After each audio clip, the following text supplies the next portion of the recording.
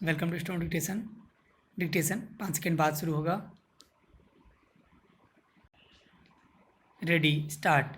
महोदय, राष्ट्रपति ने अपने भाषण में राजभाषा आयोग की रिपोर्ट के संबंध में कहा है कि हम सदस्यों की राय लेकर भाषा संबंधी कोई नीति घोषित करेंगे।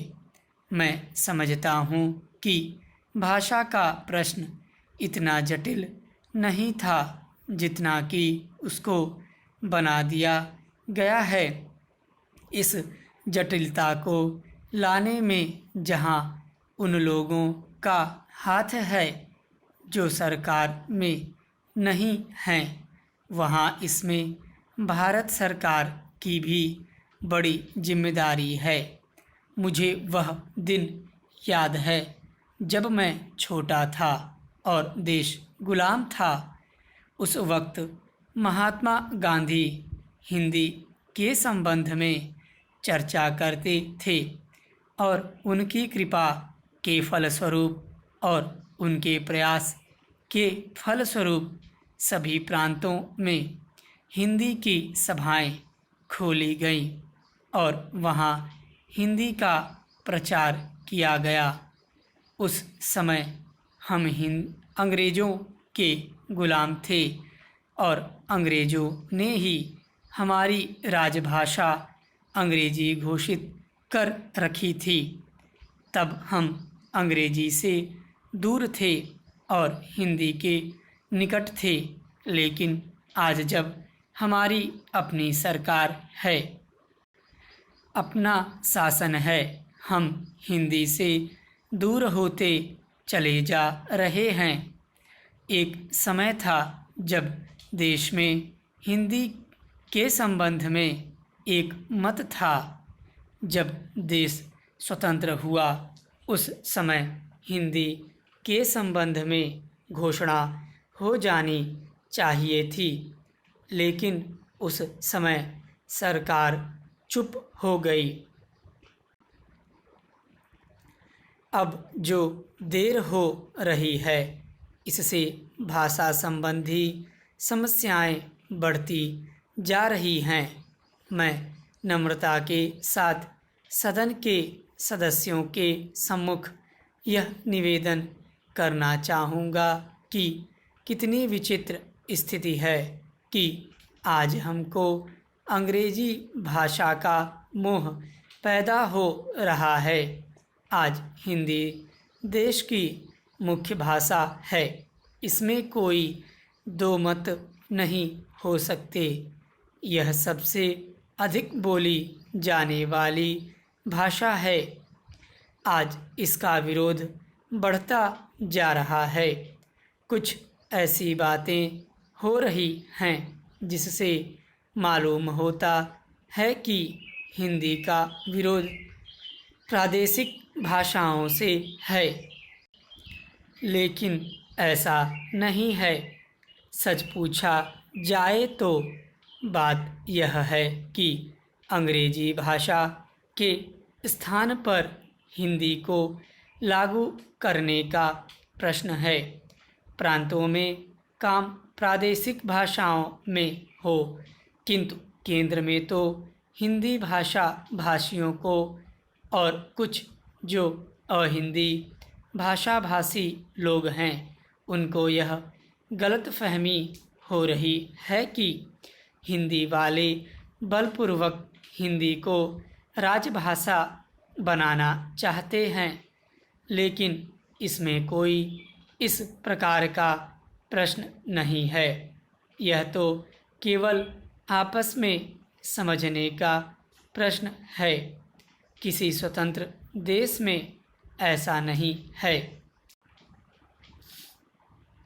महोदय, राष्ट्रपति के अभिभाषण में राष्ट्र की दशा का जो भी चित्रण किया गया है, उसे देखकर भविष्य के बारे में जनता के मन में अच्छे जीवन की आशा उत्पन्न होना कठिन है। अभिभाषण में अधिक बल शासन ने अभी तक जो कुछ किया है उसकी ओर दिया गया है, जबकि यह सदन और राष्ट्र की जनता आज हमारे सामने जो संकट खड़े हैं उनका निराकरण किस प्रकार किया जाएगा, इसके संबंध में मार्गदर्शन की आशा करती थी। राष्ट्र जीवन के भिन्न भिन्न क्षेत्रों में सरकार द्वारा अपनाई गई नीतियों के जो परिणाम हुए हैं वे हमारे सामने हैं और मुझे यह देखकर बड़ा दुख हुआ है कि राष्ट्रपति महोदय के अभिभाषण में राष्ट्र की सुरक्षा के लिए, एकता के लिए जो नए नए संकट खड़े हो रहे हैं उनका कोई उल्लेख नहीं किया गया है। कुछ ही दिन हुए हमारे रक्षा मंत्री ने एक भाषण में कहा था कि भारत 100% सुरक्षित नहीं है।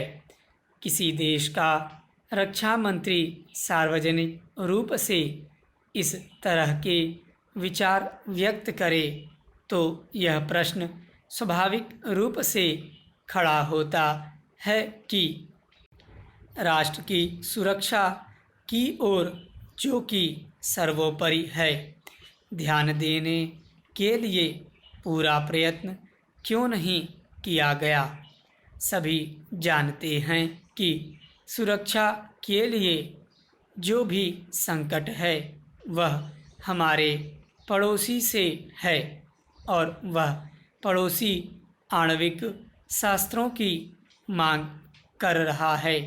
वे शस्त्र किसके विरुद्ध काम में लाए जाएंगे, इसके संबंध में किसी को संदेह नहीं है, किंतु प्रश्न है क्या हमारा सैनिक बल, हमारा साज सामान किसी भी आक्रमण का सफलतापूर्वक सामना करने में समर्थ है।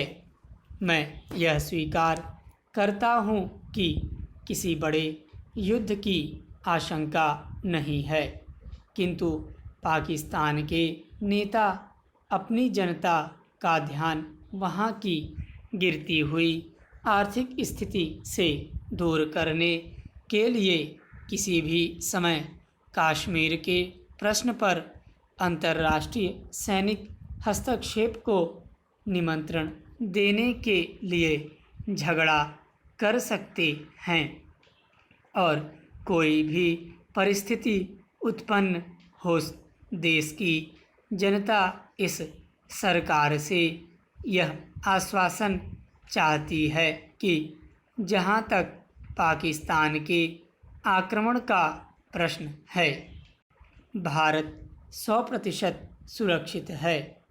इस संबंध में सरकार को जनता के मन में विश्वास उत्पन्न करने का प्रयत्न करना चाहिए। जहां तक कश्मीर का प्रश्न है, सरकार किसी भी अन्य विदेशी शक्ति से वार्ता करने के लिए तैयार नहीं है। स्टॉप।